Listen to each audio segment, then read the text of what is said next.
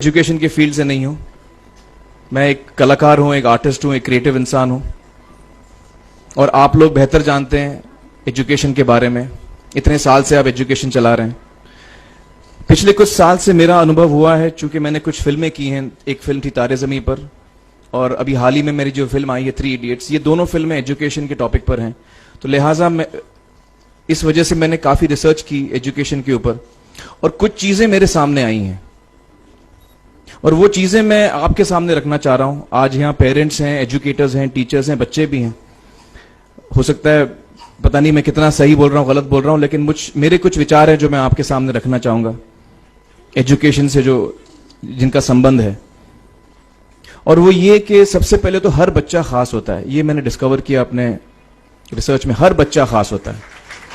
हर बच्चे में, हमारी तरह, आपकी तरह और हमारी तरह, हर बच्चे में कुछ ना कुछ काबिलियत होती है, कुछ ना कुछ कमजोरी होती है। मुझ में भी कमजोरी है, काबिलियत है।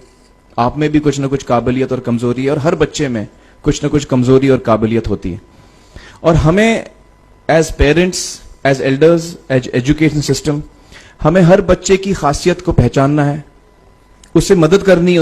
उसकी क्या खासियत है, उसका क्या दिल चाहता है, उसे किस चीज में खुशी मिलती है, वो हमें उसको हेल्प करना है कि हम उसको वो ढूंढ सके, और उसमें हमें सपोर्ट करना है। और जो उसकी कमजोरी है उसमें हमें उसको सपोर्ट करना है। मुझे अक्सर एजुकेशन इंस्टीट्यूट्स मुझे बोलते हैं कि हम हमारे स्कूल में सारे बच्चे पास होते हैं, हमारे स्कूल में सारे बच्चे फर्स्ट आते हैं, या हम जो बोर्ड एग्जाम है उसमें हमारे सारे बच्चे पास होते हैं। मुझे एक सवाल पूछना है कि हमारे कितने बच्चे खुश हैं?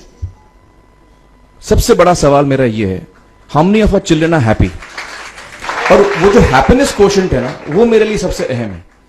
क्योंकि देखिए, पढ़ाई लिखाई तो हम सीख ही लेते हैं। जब मुझे कोई चीज सीखनी होती है तो मैं कुछ ना कुछ करके सीख ही लेता हूं। हमारी फिल्म 3 इडियट्स जब रिलीज होने वाली थी, रिलीज से पहले हमने कई स्क्रीनिंग्स रखे थे, टेस्ट स्क्रीनिंग जिसको हम कहते हैं, जिसमें कि हम ऑडियंस, जैसे आप लोग हैं, उनको बुलाते हैं, फिल्म दिखाते हैं, उनसे पूछते हैं कि फिल्म कैसी लगी। ऐसे एक टेस्ट स्क्रीनिंग हमने किया था। बंबई में एक फैक्ट्री में कारीगर लोग काम करते हैं, तो करीब 25-30 कारीगर आए थे उस स्क्रीनिंग में। स्क्रीनिंग के बाद उनका एक कारीगर था, उसने मुझसे एक सवाल पूछा। उसने मुझसे यह पूछा, आप लोगों ने फिल्म देखी है 3 इडियट्स? उसने मुझे एक सवाल पूछा जो बहुत कमाल का सवाल था। उसने मुझे यह सवाल पूछा कि सर, पिक्चर के अंत में हमें पता लगता है कि आप तो रणछोड़ दास थे ही नहीं, रैंचो तो थे ही नहीं आप, तो सर्टिफिकेट तो आपको मिला नहीं, वो तो जावेद जाफरी को मिल गया। तो आप इतने बड़े साइंटिस्ट कैसे बन गए? इतने बड़े पेटेंट्स, 400 पेटेंट्स, जापानी लोग आपके पीछे पड़े हैं, तो आपको सर्टिफिकेट तो मिला नहीं, तो आप इतने बड़े साइंटिस्ट कैसे बन गए? बहुत ही अहम सवाल है ये, बहुत ही इंपॉर्टेंट सवाल है।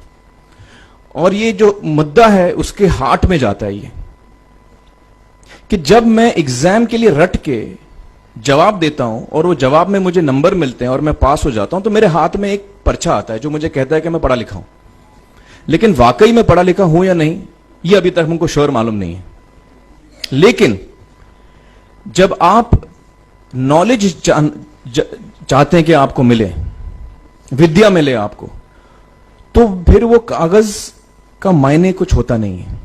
तो मैंने उसको जवाब में 2 सवाल पूछे। मैंने बोला उसको कि भैया, आपको क्या लगता है मैं अच्छा एक्टर हूं? उसने बोला हाँ, देश भर में आप सब लोग मानते हैं आपको, आप अच्छे एक्टर हैं।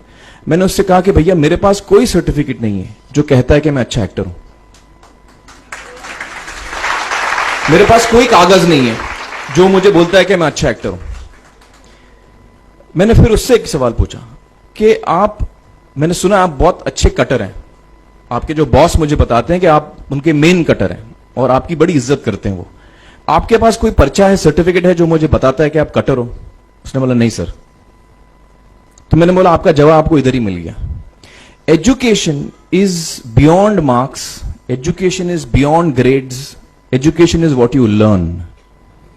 और मेरी इच्छा है कि हिंदुस्तान में हम एजुकेशन को इस नजरिए से देखें कि हम अपने बच्चों को वाकई शिक्षा दें, और शिक्षा हम खुशी से दें, क्योंकि शिक्षा में सिर्फ ज्ञान नहीं होता, शिक्षा में एक और चीज मिली हुई होती है, वो ये है कि हम अपने बच्चों को डेवलप करते हैं एज ह्यूमन बींग्स। आगे चल के वो जिंदगी में अच्छे इंसान बने, आगे चल के वो अपने पैरों पे खड़े रह सकें, आगे चल के वो इज्जत की जिंदगी जी सकें, आगे चल के वो दूसरों के बारे में ध्यान रखें, आगे चल के वो किसी के चेहरे पे मुस्कुराहट ला सकें, आगे चल के वो किसी की मदद कर सकें। This is what we should develop of our children. ये मेरी फीलिंग है। मैं जहां भी देखता हूं, ये मेरे साथ भी हुआ है जब मैं छोटा था। जब से हमारे बच्चे छोटे होते हैं, जब से बच्चे पैदा होते हैं, बच्चा घर आता है, हम बच्चे को पूछते हैं भाई मार्क्स कितने मिले, फर्स्ट आए कि सेकंड आए? वो बोलता है सेकंड। सेकंड आए तो अरे फर्स्ट नहीं आए, डांट पड़ती है उसको। जो बोलता है मैं 10th आया तो उसकी तो हालत ही बुरी हो जाती है।